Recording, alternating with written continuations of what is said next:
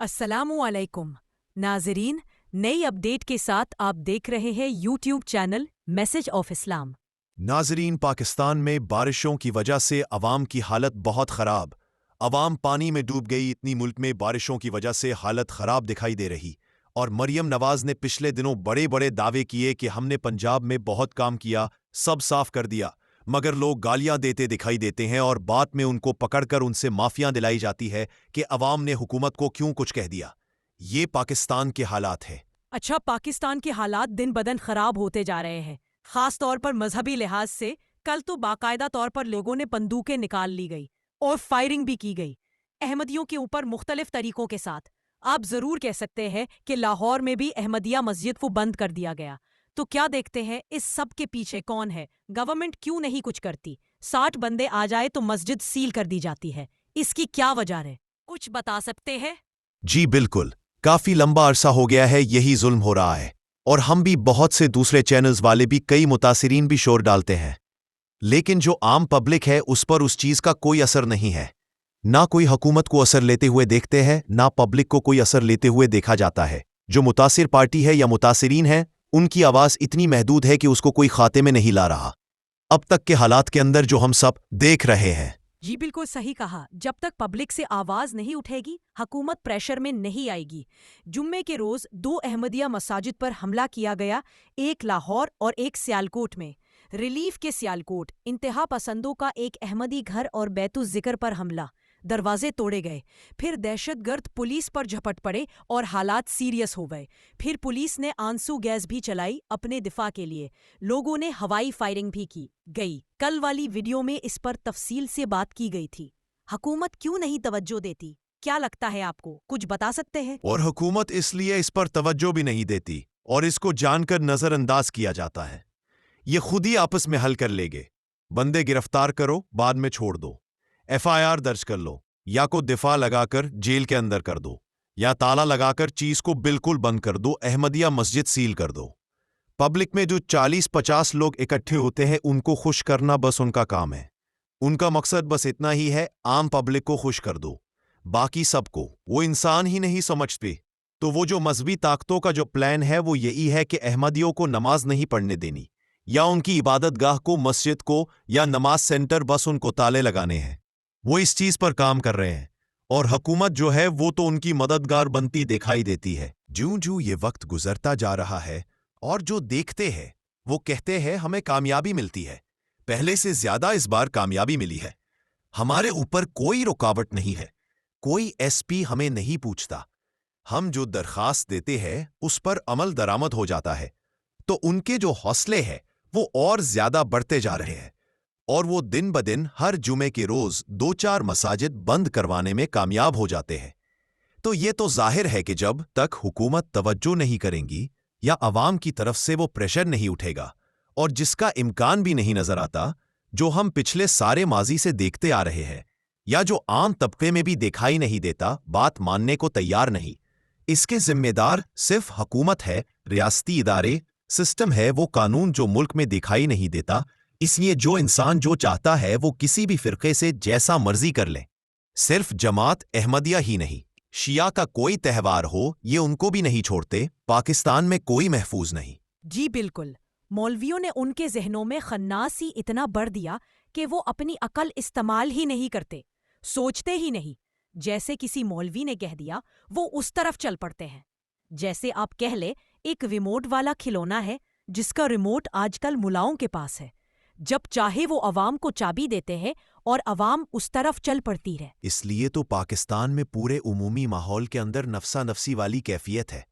پورے سسٹم میں ہی جب کوئی اس معاملے کو خاطر خواہ میں نہیں لا رہا تو سب کہتے ہیں کہ ہمیں کیا ضرورت ہے ہاتھ ڈالنے کی، اور جو مذہبی طاقت، جو ملا جن کا اس سے رسک چل رہا ہے، وہ کامیاب ہو رہے ہیں اپنے اس فتنے میں جو عام لوگوں کے ذہنوں میں ڈال دیا گیا، اور اس لیے ہمارے معاملات دن بدن بگڑ رہے ہیں، اور مولوی جن کا کاروبار چلتا ہے وہ کامیاب ہو رہا ہے۔ ہم تو آواز اٹھاتے رہ گئے جیسے بھی حالات ہوں، کبھی نہ کبھی سمجھ آ جائے گی، اور خدا کے عذاب بھی اس طرح کی قوم پر آتے رہتے ہیں، پر عقل سے اندھی، کانوں سے بہری ہو چکی ہے۔ یہ وہ شیطان لوگ ہیں جو دوسروں کو نماز سے روکتے ہیں، اور قرآن کے مطابق جہنم ان کا ٹھکانہ ہے۔ ان کی دنیا تو شاید اچھی گزر جائے مگر آخرت کا عذاب مقدر ہے، مگر یہ سوچتے نہیں۔ جی بالکل صحیح کہا۔ یہ ایک خطبے جمعے کا اسکرپٹ ہمارے سامنے ہے جس پر حضور انور اید اللہ تعالیٰ نے فرمایا یہ مخالفتیں ہمیں ترقیات کی طرف لے جانے والی ہیں۔ یہ خطبہ جمعہ 2009 کا ہے۔ اس پر لکھا ہے کہ اس پر کیا لکھا ہمارے ناظرین کو بھی بتائیں۔ پاکستان میں خاص طور پر یہ قربانیاں جو کر رہے ہیں یہ ضائع جانے والی نہیں ہیں۔ یہ قربانیاں جو احمدی کر رہے ہیں یہ آج نہیں تو کل انشاءاللہ ایک رنگ لانے والی ہیں۔ ہمارا کام یہ ہے کہ بغیر کسی شکوہ کے اللہ تعالیٰ سے مدد مانگتے ہوئے ان امتحانوں سے گزرتے چلے جائیں۔ پھر اللہ تعالیٰ فرماتا ہے کہ اللہ تعالیٰ کی خاطر ابتلا اور امتحانوں میں سے گزرنے والے کی انتہا یہ ہے کہ جان تک کی قربانی بھی کی جا سکتی ہے، لیکن یاد رکھو کہ اللہ تعالیٰ کی خاطر جو لوگ اپنی جانیں قربان کرتے ہیں ان کا جانیں قربان کرنا ایک عام آدمی کے قتل ہونے کی طرح قتل نہیں ہے۔ بس اگر دشمن یہ سمجھتا ہے کہ اس سے جماعتی زندگی کو متاثر کر رہے ہیں یا ایمانوں کو کمزور کر رہے ہیں تو یہ دشمن کی بھول ہے۔ اللہ تعالیٰ فرماتا ہے کہ تم شعور نہیں رکھتے۔ جو سطحی نظر سے دیکھنے والے ہیں ان کو اس بات کا فہم ہی نہیں ہے کہ جو انقلاب حضرت مسیح موعود علیہ الصلاۃ والسلام نے اپنی جماعت میں پیدا کیا ہے وہ مالی اور جانی نقصان سے روکنے والا نہیں۔ اب اللہ تعالیٰ کی تقدیر نے یہی فیصلہ کیا ہے کہ آخرکار اسی جماعت نے اللہ تعالیٰ کے دین کو دنیا میں قائم کرنا ہے۔ بالکل صحیح فرمایا۔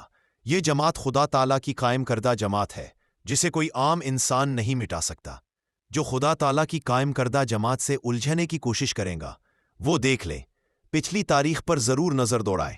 ضیاء الحق، ذوالفقار علی بھٹو، شاہ فیصل، الیگزینڈر ڈوئی، مولوی محمد حسین بٹالوی، ثناء اللہ امرتسری، جتنے بڑے بڑے لوگوں نے جماعت کے خلاف جو کچھ کہا وہ بعد میں نیست و نابود ہوئے۔ جسے ڈسکے والی فیملی کا واقعہ سامنے آیا، کلمہ مٹانے میں سب سے آگے تھے۔ اب راؤ عبدالرحیم نے 2024 میں جماعت احمدیہ کے خلاف ایک پوسٹ کی، میں یہ کر دوں گا وہ کر دوں، اب خود ذلیل و خوار ہو رہا ہے۔ خدا تعالیٰ ڈھیل ضرور دیتا ہے انسانوں کو اور موقع بھی بہت دیتا ہے، پر انسان اپنے آپ کو جب خدا سمجھنے لگتا ہے تو پھر وہ خدا زمین میں پھٹکنے میں دیر نہیں لگاتا، پھر وہ وہاں لا کر کئی دفعہ پھینکتا ہے جہاں انسان کو پانی بھی نصیب نہیں ہوتا۔ تو عقل کے اندھوں سدھر جاؤ، ابھی بھی وقت ہے۔ بس آج بھی جماعت کی خاطر دی جانے والی ہر شہادت جماعت کے ہر فرد، مرد، عورت، بچے، بوڑھے میں ایک نئی روح پھونکتی ہے۔ ہر شہادت کے بعد افراد جماعت کی طرف سے جو میں خط وصول کرتا ہوں ان میں اخلاص و وفا اور قربانیوں کو پیش کرنے کے لیے نئے انداز پیش کیے جاتے ہیں۔ ایسے لوگوں کے بارے میں حضرت مسیح موعود علیہ السلام نے کیا فرمایا، کچھ بتا سکتی ہے؟ جی بالکل، ایسے لوگوں کے بارے میں ہی حضرت مسیح موعود علیہ الصلاۃ والسلام نے فرمایا ہے کہ ان کے اخلاص اور وفا کو دیکھ کر ہمیں حیرت ہوتی ہے۔ پس مخالفین کا یہ خام خیال ہے کہ ان کے احمدیوں کے جان و مال کو نقصان پہنچانے سے احمدی اپنے ایمان سے پھر جائیں گے؟ نہیں، بلکہ جیسا کہ میں نے بتایا ہر امتحان ایمانوں میں مضبوطی پیدا کرتا ہے۔ اور مخالفین یا مخالفت کے بارے میں کچھ رائے دی ہے اس مضمون میں اور کیا ذکر کیا ہے وہ بتا سکتی ہے؟ جی بالکل، اس مضمون میں اور فرمایا ہے کہ اگر ان مخالفین کے خیال میں وہ اس مخالفت کی وجہ سے احمدیت کو ختم کر دیں گے تو یہ بھی ان کی خام خیالی ہے۔ جماعت کو تو بعض قوانین کی وجہ سے پاکستان میں یا بعض ملکوں میں تبلیغ کی پابندی ہے، لیکن جماعت کی مخالفت میں رونما ہونے والے واقعات ہماری تبلیغ کے راستے خود بخود کھول دیتے ہیں، اور کئی لوگ پاکستان سے بھی دوسرے عرب ممالک سے بھی براہ راست یہاں خط لکھ کر بیعت کی خواہش کا اظہار کرتے ہیں۔ بس یہ مخالفتیں بھی ہمیں ترقیات کی طرف لے جانے والی ہیں۔ یہ مخالفین چند جانوں کو تو ختم کر سکتے ہیں، مالوں کو تو لوٹ سکتے ہیں، ہماری عمارتوں کو تو نقصان پہنچا سکتے ہیں، ہماری مسجدوں کی تعمیر تو رکوا سکتے ہیں، لیکن ہمارے ایمانوں کو کبھی کمزور نہیں کر سکتے۔ جی ناظرین، یہ خلاصہ خطبہ جمعہ 2009 سے پیش کیا گیا ہے۔ آپ کو ویڈیو کیسی لگی ضرور کمنٹ سیکشن میں اپنی رائے سے آگاہ کریں۔ مزید نئی اپڈیٹ کے لیے چینل کو سبسکرائب اور ویڈیو کو شیئر ضرور کیا کریں۔ یوٹیوب چینل میسج آف اسلام۔ تو رکھتے ہیں مسلمانوں کا دین، ہم تو رکھتے ہیں مسلمانوں کا دی، دل سے ہے خدا میں ختم المرسلین.